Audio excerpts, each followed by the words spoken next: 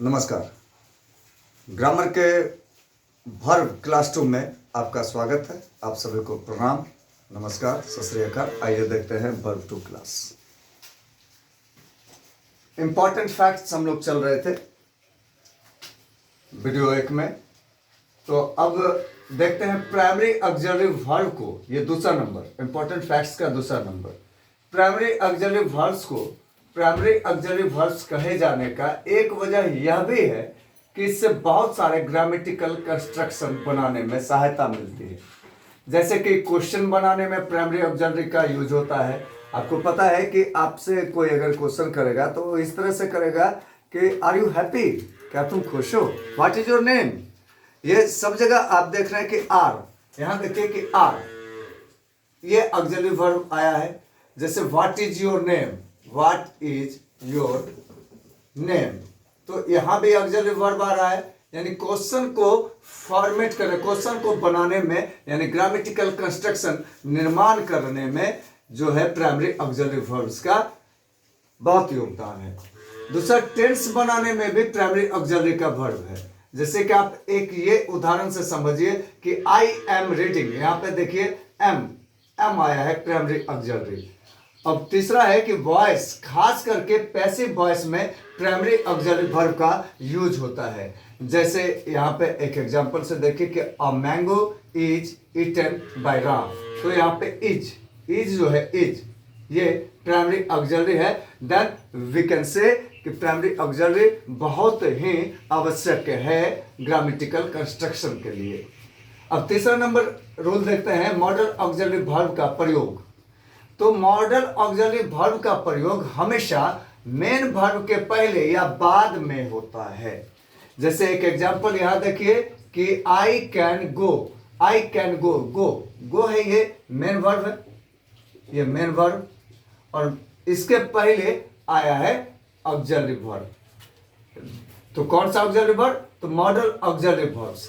तो इसको हमेशा याद रखें आप लोग कि मेन वर्ब के पहले मॉडल ऑक्सिलरी वर्ब्स होता है, अपवाद में यानी कभी कभी ये जो है मेन वर्ब के बाद भी हो सकता है, लेकिन ऐसा बहुत कम होता है, रेयर केस में होता है, और ज्यादातर होता है कि मेन वर्ब के पहले ही आता है।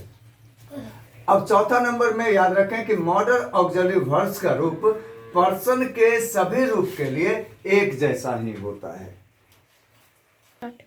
Use of model auxiliary verbs, यहाँ पे हम मॉडल ऑक्सिलरी वर्ब्स के यूज देखेंगे।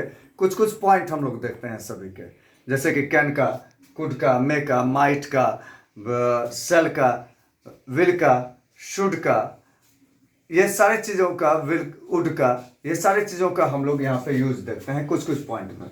जैसे कि कैन का प्रयोग हमेशा प्रेजेंट, आपको हमेशा याद रखना है कि कैन का प्रयोग हमेशा जो है प्रेजेंट टेंस में होता है, या कभी कभी फ्यूचर टाइम का भी बोध करवाता है। याद रखें कि कैन का प्रयोग प्रेजेंट टेंस में होता है, कभी कभी फ्यूचर टेंस का भी बोध करवाता है। कैन के बाद वर्ब का मूल रूप का प्रयोग किया जाता है। और आप ये भी याद रखें कि कैन का जो इस्तेमाल होता है वो सामर्थ्य के लिए, जैसे आई कैन डू, मैं कर सकता हूं, I can do this work, मैं यह काम कर सकता हूं, आई कैन रन, मैं दौड़ सकता हूं। तो ये इससे हमारी सामर्थ्यता को दर्शाता है, प्रदर्शित हो पा रहा है कि हम यह काम करने में सामर्थ्य हैं। अब कैन का निगेटिव नॉट लगाकर बनाया जाता है, जैसे कि कैन नॉट, या इसको ऐसे भी लिख सकते हैं कांट, है ना। अब कुड का प्रयोग देखें, कुड का प्रयोग, कैन का ये सिंपल पास्ट टेंस रूप कुड है। क्या है? तो कैन का सिंपल पास्ट टेंस रूप कुड है। अब इनडायरेक्ट स्पीच में पास्ट टेंस के रिपोर्टिंग वर्ब के बाद कैन को कुड में बदल दिया जाता है। कुड प्लस वाज या वेयर प्लस एबल टू का प्रयोग शक्ति या क्षमता का बोध कराने के लिए होता है।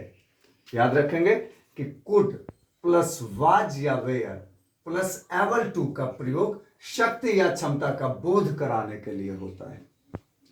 अब आइए हम देखते हैं यूज ऑफ मे से परमिशन यानी आदेश मांगने या आदेश देने का बोध होता है। जैसे कि हम लोग घुसते हैं क्लास में तो कहते हैं मे आई कम इन सर, मतलब क्या मैं अंदर आ सकता हूं सर, यानी क्लास में घुसने का आदेश मांग रहे हैं। या अगर किसी को जाना हो तो टॉयलेट, किसी बच्चे को जाना है तो वो कहता है मे आई गो टू टॉयलेट सर, क्या मैं टॉयलेट जा सकता हूं सर। तो आदेश मांगने या आदेश देने के बोध कराने के लिए मे का प्रयोग होता है। तो याद रखें कि ये सारे चीज कैन, कुड, में, ये सब है मॉडर्न ऑक्सिलरी वर्ब्स। तो आइए, में से संभावना यानी पॉसिबिलिटी और अनिश्चितता यानी अनसर्टेनली व्यक्त होता है।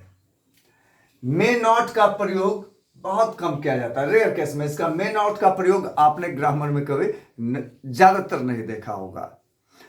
जबकि कैन में नॉट लगाते हैं, मे में नॉट बहुत कम ही लगाते हैं। मे में नॉट नहीं के बराबर हम लोग लगाते हैं।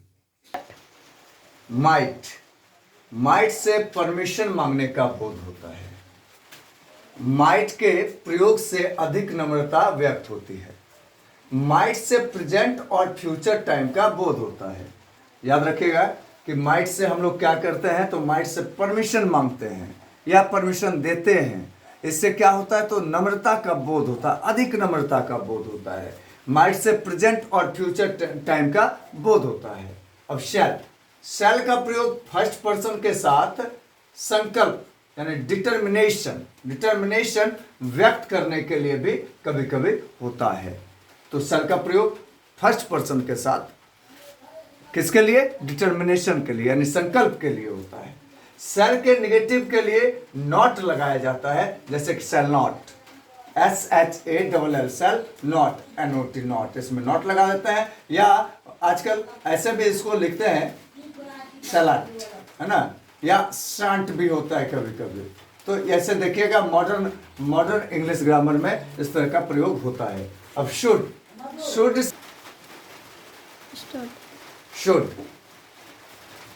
शुड से नैतिक आभार, एडवाइस देने का भाव या किसी काम की संभावना का बोध होता है।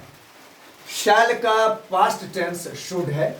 इनडायरेक्ट स्पीच में शैल के पास्ट फॉर्म को शुड में लिखा जाता है। शैल के पास्ट फॉर्म को शुड में लिखा जाता है।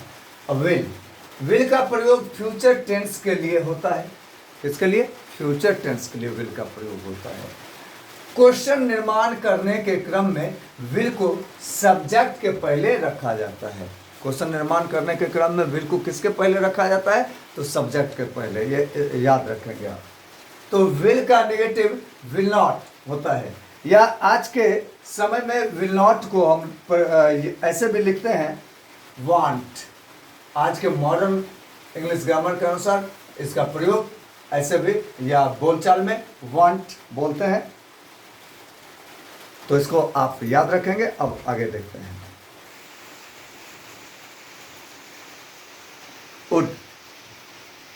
वुड विल का पास्ट टेंस रूप है। यह एक स्वतंत्र वर्ब भी है जिसका प्रयोग प्रेजेंट टेंस में भी होता है। वुड से संभावना का बोध होता है। अब आइए देखते हैं मस्ट से कर्तव्य, निर्देश, मजबूत सलाह, बाध्यता का भाव व्यक्त होता है। क्या क्या चीज का, तो याद रखिएगा कि कर्तव्य का, निर्देश का, मजबूत सलाह का और बाध्यता का भाव मस्ट से स्पष्ट होता है। मस्ट बी से संभावना व्यक्त होता है। मस्ट बी से संभावना। निषेधात्मक भाव यानी सिगरेट पीना मना है, यानी जो चीज प्रतिबंध है, निषेध है, उस प्रकार के चीजों के लिए निषेधात्मक भाव या जोरदार सलाह, एम्फेटिक एडवाइस व्यक्त करने के लिए इस्तेमाल होता है मस्ट का।